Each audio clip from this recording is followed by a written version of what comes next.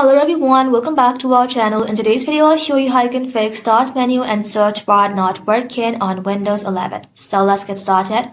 For that, first of all, in your keyboard, you can simply press Ctrl plus Alt plus Delete on your keyboard and then simply select Task Manager. Now on your left hand side, click on Services. Scroll down at the very bottom and look for a service called Troubleshooting. Right click onto it, then simply tap on Open Services. Now in the service menu, scroll down until you find Windows Search. Right click onto Windows Search, then tap on Properties. Next, simply tap on this drop down beside Startup Type and then select Automatic. If the services says still running, you can simply click on Stop, then click on Start Again. Now click on Apply, then tap on OK. If the Start menu isn't still working, you can press Windows key plus R on your keyboard to open Run box.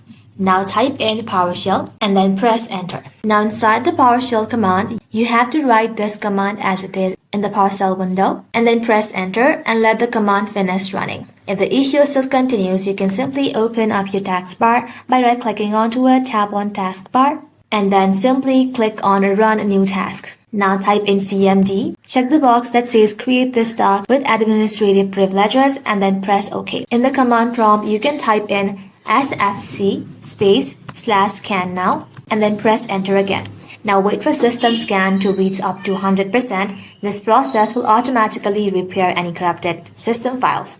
Once the scan is completed, you can close the command window prompt and then restart your computer.